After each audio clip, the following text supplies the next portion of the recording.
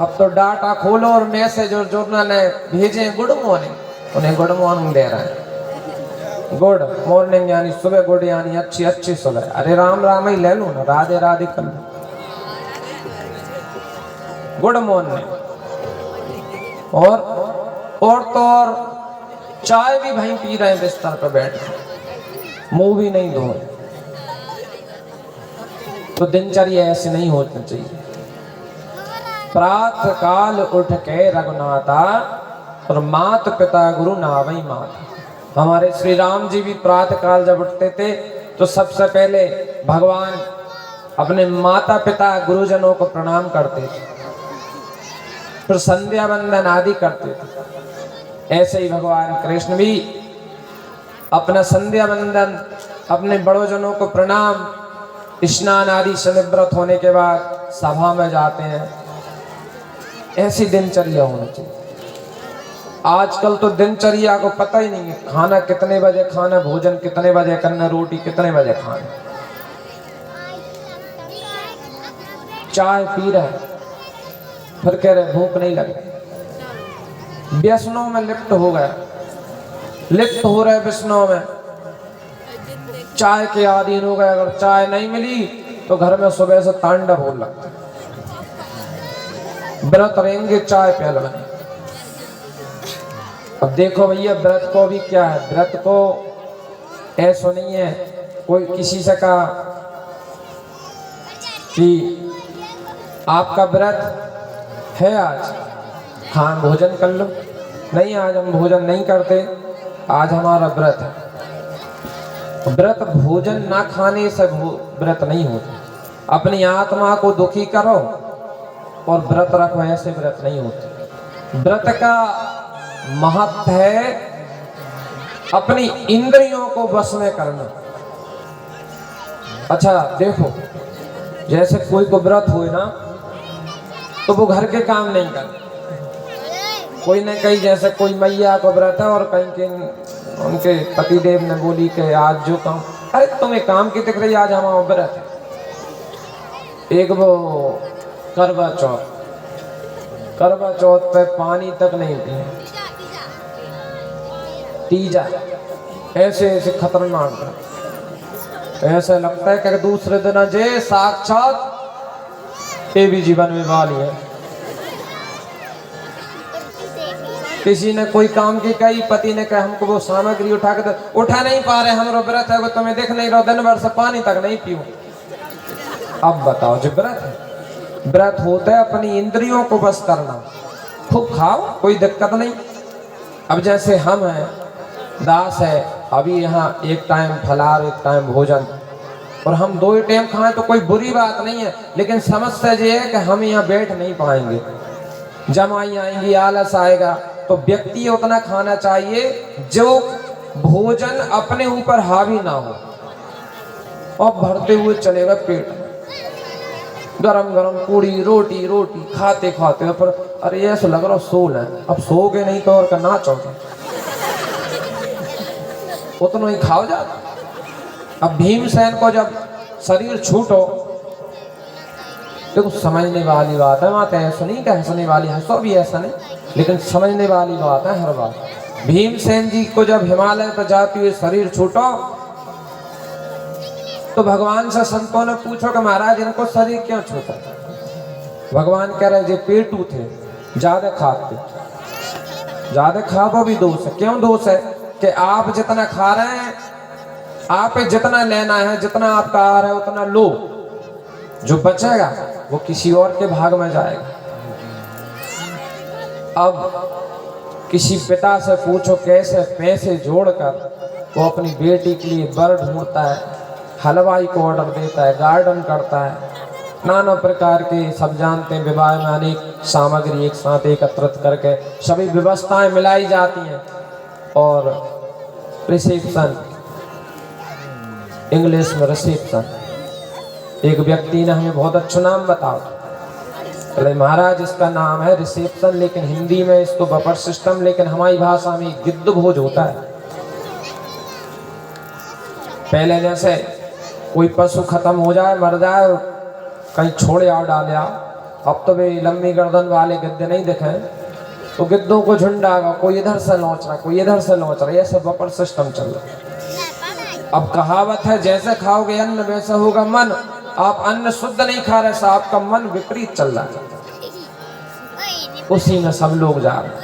खैर क्या है, तो बात चल रही थी कि उस पिता से पूछो जब उस रिसेप्शन में जूठी थालियों में कितना भोजन फेंकता है। भैया जी पाप,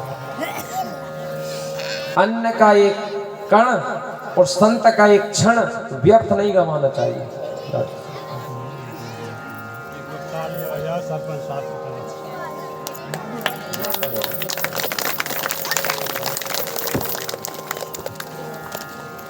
तो कोई बात नहीं, कोई होता है, होता है।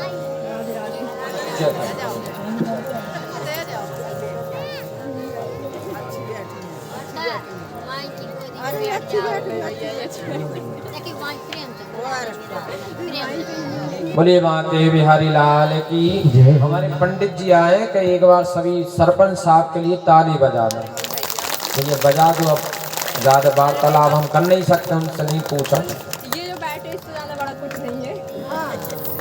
अच्छा, आप सरपंच जी जी जी विराज।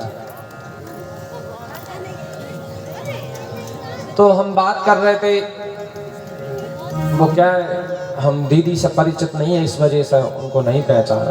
ये भी भाग्यशाली है, ऐसी कथा रस अमृत बरस रहा है और पधारी, और इनका जो पद है उसको वो त्याग कर रहे हैं। देखो उन्होंने कहा कि इनसे बड़ा कुछ नहीं है, ये इसकी बात कर रहे हैं, हमारे नहीं कर, हम तो माटी के ढेला हमें मत को। तो बात ये चल रही थी कि व्रत जो होते हैं, व्रत में इंद्रियों को वश में करो। जैसे कि हम झूठ बोलते हैं या बुराई करते हैं, तो आज आपका व्रत है तो संकल्प कर लो कि आज दिन भर में हम किसी व्यक्ति की बुराई नहीं करेंगे। ये व्रतों का होता है। किसी और का अन्न नहीं खाएंगे, किसी की बुराई नहीं सुनेंगे, गलत देखेंगे नहीं, गलत सुनेंगे नहीं, गलत बोलेंगे नहीं। कम से कम इसके लिए एक दिन तो हम व्रत में ये नियम ले रहे हैं। अब आप खाने को कर लो व्रत। अब कल नहीं सुनी थी एकादशी की, भी लौटे आए, कहीं सांप मिल गया, कहीं कितना बड़ा, कहीं गन्ना भरा, आंखें कैसे, कहीं लाल लाल सेव फल। अच्छा आजकल जो ही होता है, व्रत है दूसरे दिन और 4 दिन से तैयारी हो लग, क्या बनाएंगे, तुमने कही रजगिरा को वो बना ली, खीर रजगिरा, सिंगाड़ा आ गए। हे भगवान, व्रत कर रहे हो, खावे की तैयारी कर रहे हो, तो ये भी सच्चा है। भगवान के सामने ज्यादा होशियारी नहीं बताना चाहिए। भगवान बार बार वही कह रहे हैं, वो कपड़ा चल छिद्र न बाबा। उनसे तो जा कह दो, प्रभु आप हमारे हैं और हम आपके हैं, यही विधि होए नाथ तुम्हारा, जैसे हो सो आप करो। और पीछे कह दो, प्रभु जिस काम में जिस तरीके से जैसे भी आप प्रसन्न हो, आप प्रसन्न हो जाओ, हमारा कल्याण तो अपने आप हो जाएगा। हनुमान जी जब लंका जला के आए, भगवान बहुत प्रसन्न थे, बोले हनुमान बहुत प्रसन्न है, तुम्हारा ऋण कभी नहीं चुका सकते, बोलो क्या मांग रहे हो। हनुमान जी चाहते तो कुछ भी मांग सकते थे। हनुमान जी चाहते कहते हमेशा आप इंद्र बना दो, कुछ भी। लेकिन हनुमान जी क्या कह रहे हैं, नाथ भगति अति सुखदाय देव कृपा करन पानी। प्रभु आपके इस भक्ति दो अति सुख देने वाले। क्यों भक्ति क्यों मांगी? भक्ति स्वतंत्र सकल गुण खानी, भक्ति स्वतंत्र सकल सुख खानी, और बिनु सत्संग न पावई प्राणी। जब भक्ति आती है व्यक्ति के हृदय में, तो सबरे सुख पहले ही जाते हैं। इसलिए भक्ति मांगना चाहिए, क्योंकि सुख जो है वो भक्ति में ही है। तो सुखदेव बाबा आगे कथा सुनाते हैं।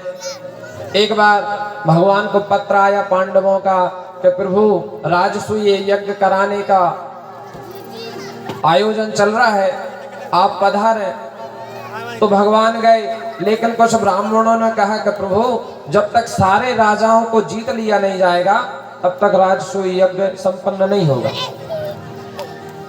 और जो विरोध में राजा थे उनको जीत लिया है, और जो राजा विरोध में नहीं थे वो वैसे ही अपना मत पांडवों को दे रहे। सिर्फ एक राजा है, कौन कौन राजा है?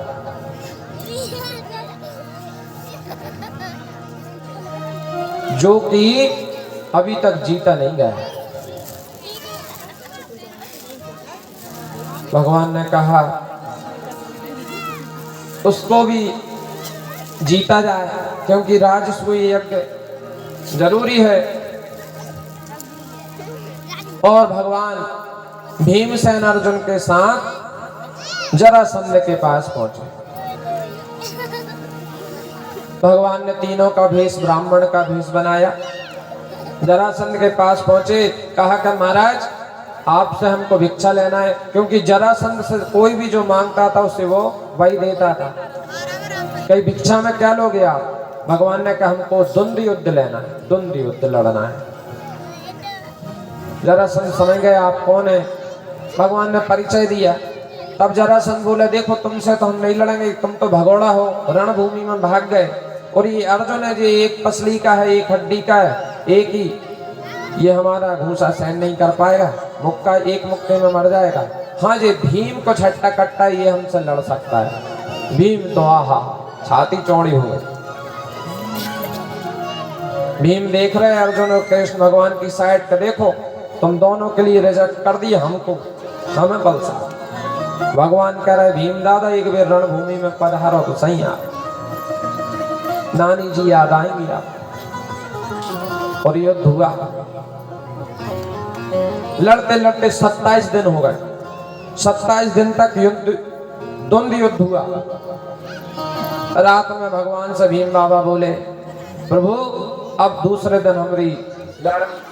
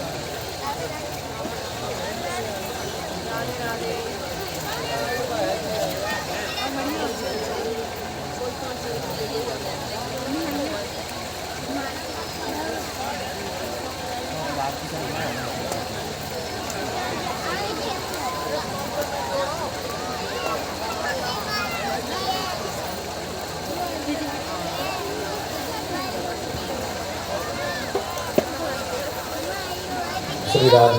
बोलिए भक्तवत्सल भगवान की।